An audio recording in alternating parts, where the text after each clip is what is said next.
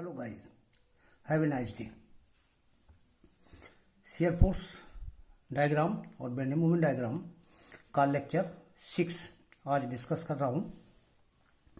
इसके अंतर्गत hinge beam यानी ऐसी बीम जो बीच के किसी एक बिंदु पर हिंज है और मोमेंट एट ए पॉइंट, तथा एक दूसरा केस है बीम के किसी भी बिंदु पर एक मोमेंट लगा हुआ है, फोर्स नहीं मूवमेंट लगाओ, डायरेक्ट मूवमेंट जो है किसी पॉइंट पर अप्लाई किया हुआ है। उस मूवमेंट के केस में हमारा एसएफडी और बीएमडी पर इसका क्या प्रभाव पड़ता है, उस विषय में आज जानकारी दी जाएगी। तो सबसे पहले हम हिंज बीम का केस समझते हैं। एक एग्जाम्पल में ए से सी तक, ए बी और सी, ये तीन बिंदुओं पर एक कंटिन्यूअस सपोर्टेड बीम है। यानी एक बीम ऐसी है जो ए पर सपोर्टेड है, बी पर सपोर्टेड है और सी पर सपोर्टेड है।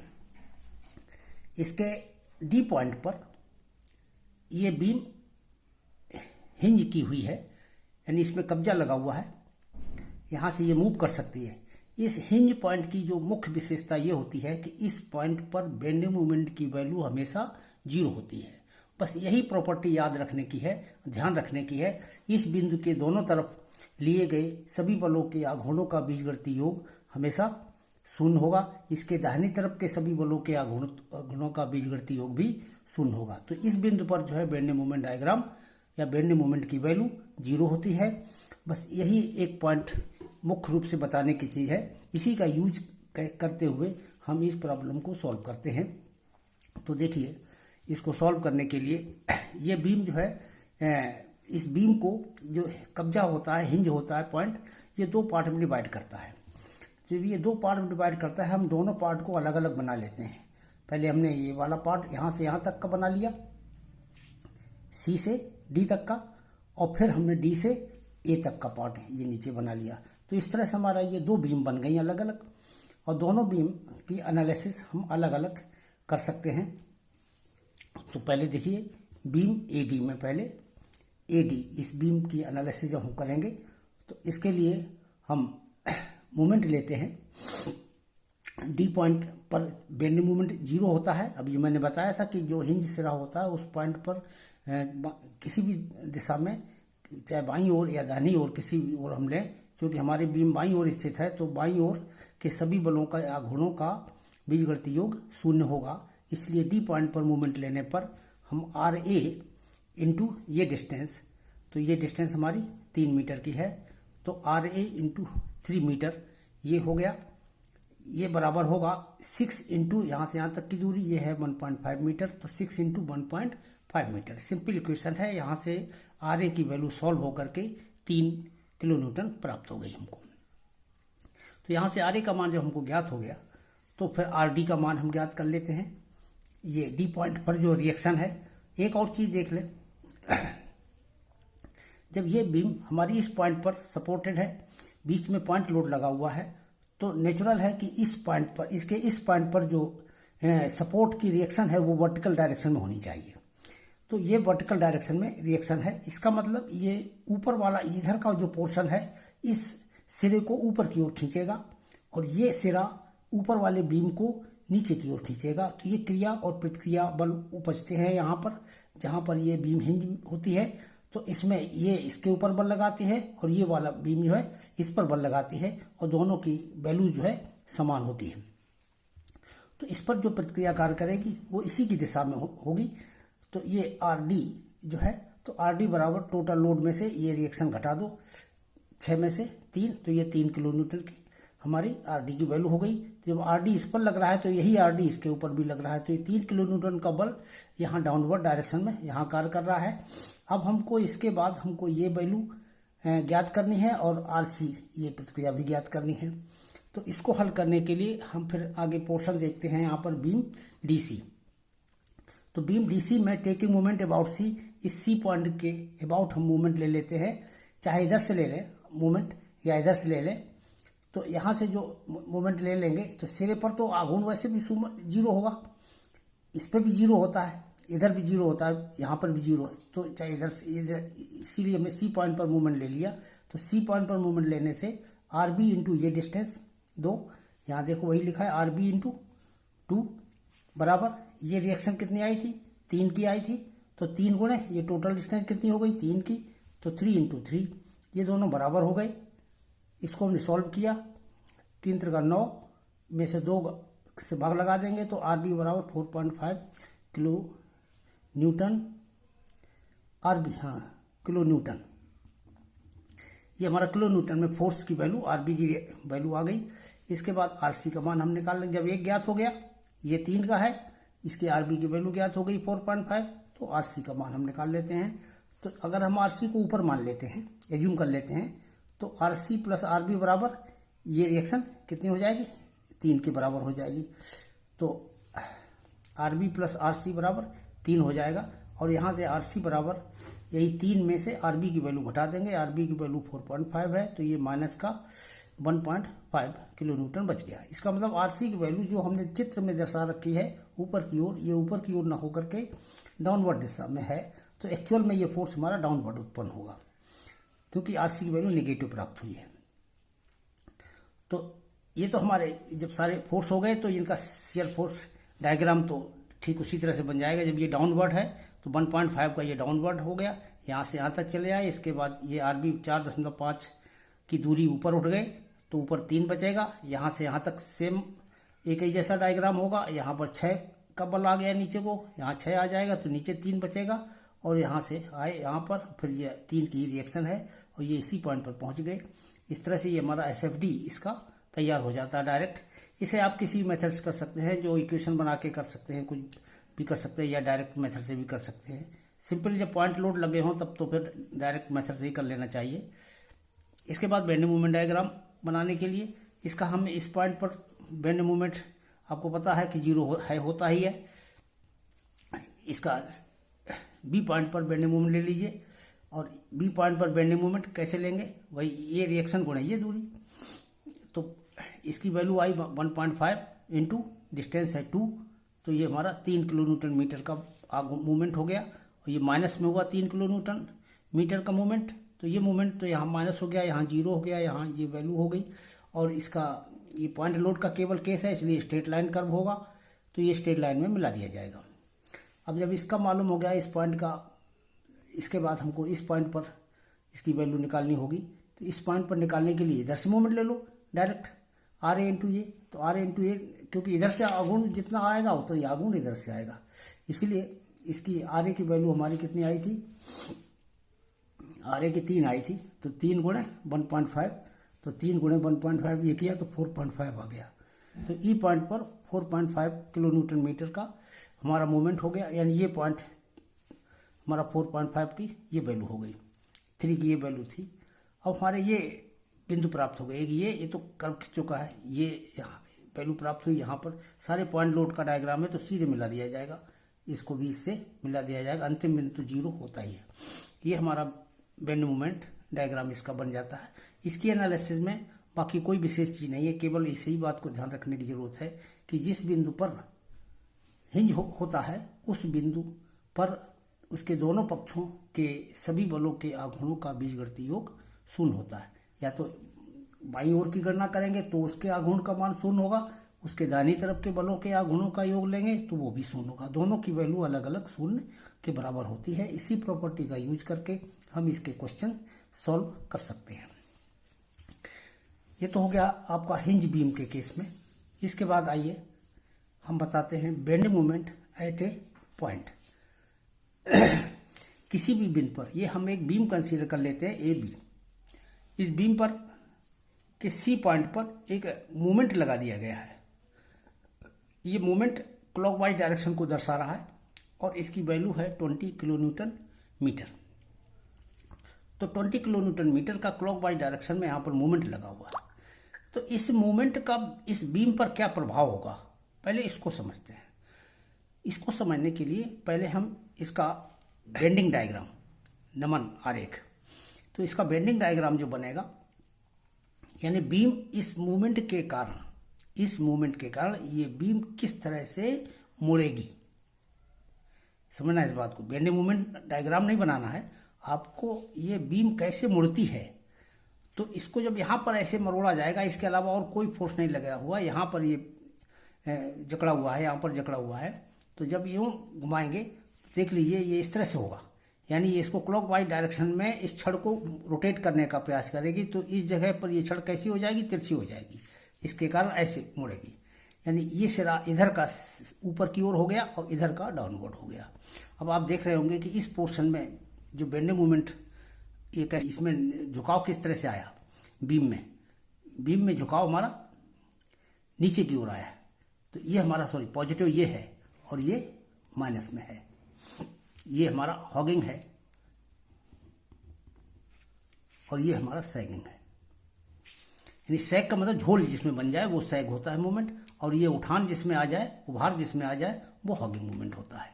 तो ये हॉगिंग मूवमेंट इस सिरे पर होगा और ये सैगिंग मूवमेंट इस सिरे पर उत्पन्न होगा। तो ये स्थिति उत्पन्न होती है। अब इसी का एक एग्जाम्पल देख करके समझिए कि इसका कैसे एप्लीकेशन होता है।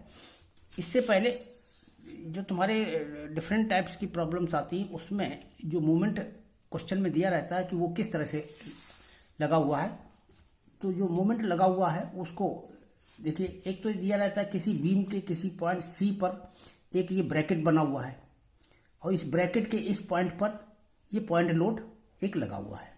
तो जब इस ब्रैकेट केवल बना दिया गया है और इस ब्रैकेट पर जिसमें यहाँ से यहाँ तक की ये दूरी अलग से क्वेश्चन में ही दे रखी हो और इस पर कोई पॉइंट लोड लगा हो, तब इसकी जो वैल्यू होगी वो किसके इक्वल होगी, इसी सी पॉइंट पर एक पॉइंट लोड पी लगा दीजिए अलग से और इसी पॉइंट लोड पर एक बेंडिंग मोमेंट लगा दीजिए एम, और एम की वैल्यू जहां पर पी इंटू एक्स के बराबर होगी, यानी इसी पी का सी पॉइंट के अबाउट मोमेंट ले लीजिए, तो पी इंटू एक्स ये जो मोमेंट आया यानी इतना मोमेंट और एक बिंदु एक पॉइंट लोड पी, इन दोनों के सम्मिलित प्रभाव पड़ेगा बीम के ऊपर, यानी यहाँ पर एक पॉइंट लोड भी कार्य करेगा और एक ये मूवमेंट भी कार्य करेगा, अगर इस तरह का केस दिया गया हो।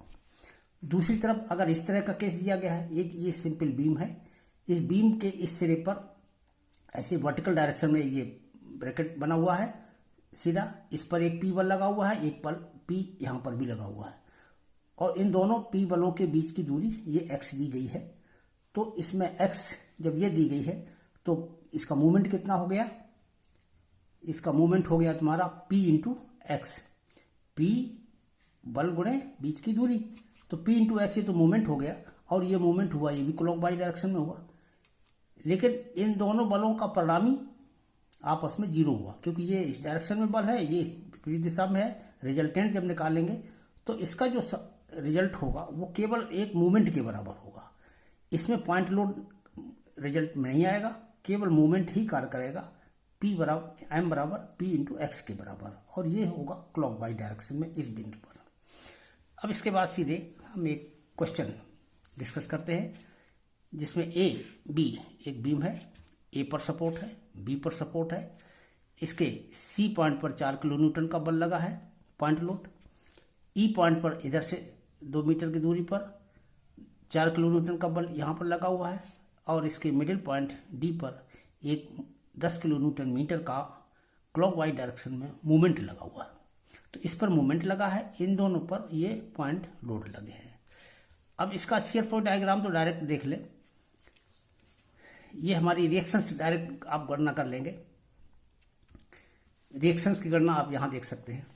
ए पॉइंट पर जब मूवमेंट लेंगे तो R B into 8, R B into ये 2 2 4 8 तक हो गया, तो आर बी इंटू 8 हो जाएगा बराबर 4 इंटू ये 6 की डिस्टेंस है, 4 इंटू 6 प्लस ये 4 इंटू 2, ये 4 इंटू 2 हो गया, ये तो मूवमेंट हो गए, और प्लस ये 10 किलो न्यूटन का ये मूवमेंट कैसा है 4 इंटू 2, ये क्लॉकवाइज मूवमेंट है, ये भी क्लॉकवाइज मूवमेंट है, तो ये क्लॉकवाइज मूवमेंट 10 का डायरेक्ट जोड़ दिया जाएगा।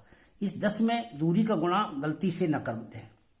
यहाँ इस बात को देखें कि कुछ छात्रों के द्वारा अक्सर इस तरह की मिस्टेक कर दी जाती है कि जैसे इस बल का मूवमेंट लिया, इस बल का मूवमेंट लिया तो फोर्स इंटू ये डिस्टेंस किया, ये फोर्स इंटू ये डिस्टेंस किया, तो साथ ही साथ जैसे ये मूवमेंट जो दिया है जब इसका हम मूवमेंट लेते हैं तो करते क्या है कि 10 किलो न्यूटन लेकर के और यहाँ से यहाँ तक की दूरी का गुणा कर देते हैं। अरे ये तो मूवमेंट हमारा डायरेक्ट लिखा हुआ है, मूवमेंट का मूवमेंट नहीं पूछा गया, केवल मूवमेंट पूछा गया है, तो इसमें केवल 10 किलो न्यूटन ही लिखा जाएगा। इसकी दूरी का मल्टीप्लिकेशन इसमें नहीं होता है, तो ये केवल +10 ही रहेगा। +10 रहेगा तो बस सीधे इसको सॉल्व किया, ये 42 आ गया और आरबी की वैल्यू हल करने से 5.25 किलो न्यूटन प्राप्त हो गई। तो यहाँ से हमको ये आरबी ज्ञात हो गया। जब आरबी ज्ञात हो गया तो हम आरए का मान निकाल लेंगे, टोटल लोड में से ये आरबी घटा देंगे तो ये ज्ञात हो जाएगा। उसी से निकाला है आरए बराबर टोटल लोड 4 + 4 8 हो गया, 8 में से ये हमने आरबी की वैल्यू घटा दी तो ये 2.75 आ गई। तो आरए का मान हमारा ज्ञात हो गया 2.75, आरबी का मान 5.25 है। तो आरए और आरबी प्रतिक्रिया हमने जब ज्ञात कर ली तो सीधे आरबी के बराबर हम ये हमारा ये वैल्यू है 5.25, यहाँ पर ये वैल्यू है और यहाँ से यहाँ तक कोई लोड नहीं, 4 नीचे आ गए, हमारा 1.25 यहाँ पर बचेगा। इसी को यहाँ तक लिए चले जाए, फिर यहाँ से 4 नीचे आ जाएगा और फिर यहाँ पर वो उतनी ही दूरी पर चले आएंगे और यहाँ पर 2.75 ये बच जाएगा, 2.75 दूरी ये बचेगी। तो इस तरह से हमारा SFD इस तरह के आपने कई बार बनाए हैं। हाँ, ध्यान रखें यहाँ पर SFD का कोई फर्क नहीं पड़ता। ये जो मोमेंट लगा हुआ है, मुख्य चीज़ ये देखें 10 किलो न्यूटन मीटर का जो मोमेंट डी पॉइंट पर लगा है, ये SFD पर शेयर फोर्स पर कोई प्रभाव नहीं डालता। यानी ये मान लेते हैं कि कुछ भी नहीं है, हम इसके बाद सीधे इसी को लगा हुआ मानते हैं, इसी आधार पर हम SFD ड्रा करते हैं। यहाँ पर भ्रमित होने की आवश्यकता नहीं है SFD बनाते समय। SFD के बाद फिर हम बेंडिंग मोमेंट की इक्वेशन जब तैयार करेंगे तो सीधे डायरेक्ट मेथड से देख लीजिए, बी पॉइंट पर हम बेंडिंग मोमेंट लिखेंगे 0, सी पॉइंट पर जब बेंडिंग मोमेंट निकालेंगे तो ये है ये रिएक्शन गुणे 2, 5.25 × 2 ये 10.5 हो गया। यानी एक वैल्यू यहाँ की 0 है, यहाँ की ये 10.5 आ गई सी पॉइंट की। और सी पॉइंट के बाद फिर हम निकाल लेंगे डी पॉइंट पर, यानी इस पॉइंट पर मोमेंट ले लेंगे जहाँ पर ये मोमेंट लगा हुआ है। तो इधर का जब हम मोमेंट लेंगे तो ये 5.25 × 4 यानी ये रिएक्शन गुणे 4 और ये रिएक्शन गुणे ये पॉइंट लोड गुणे 2, ये माइनस का हो जाएगा। तो इसको हल किया तो ये 13, यानी यहाँ की वैल्यू हमारी ये 13 प्राप्त हो जाएगी। तो इस तरह से ये डी पॉइंट पर ये हमारा मूवमेंट हो गया इस साइड का। डी पॉइंट के मूवमेंट के बाद फिर ई पॉइंट पर हम मूवमेंट ले लेंगे। जब ई पॉइंट पर हम मूवमेंट लेंगे तो इसका इधर देखिए कई बल हो गए। डायरेक्ट मेथड में या शॉर्टकट मेथड में अगर हम कहें तो इससे अगर हम बाईं तरफ का मूवमेंट ले लें वो भी बराबर होगा इस पॉइंट पर इधर का आघूर्ण बराबर इस पॉइंट के इधर के सभी बलों का आघूर्ण। तो हम ये केवल एक ही फोर्स है, इसका मूवमेंट डायरेक्ट ले लें तो वही वैल्यू दे देगा हमको। तो ये RA × 2 कर दीजिए डायरेक्ट। तो RA × 2 करके ये हमारा प्लस का 5.5 आ जाएगा। तो ये हमारा ये मूवमेंट हो गया और ये वैल्यू हमको ये 5.5 की ये वैल्यू। तो अब देखिए और अंतिम पॉइंट पर MA पर तो 0 होगा ही, उसको लिखने की कोई ज़रूरत नहीं, या आप लिखना चाहें लिख सकते हैं MA बराबर 0। इसी तरह से MB बराबर 0 भी लिख सकते हैं, लिख लो MB बराबर 0 लास्ट पॉइंट पर। अब ये वैल्यू ज्ञात कर लिया आपने, ये वैल्यू ज्ञात कर ली, ये वैल्यू ज्ञात कर ली, ये ज्ञात कर ली, ये ज्ञात कर ली। अब आइए अब अपने डायग्राम को बनाना शुरू कीजिए।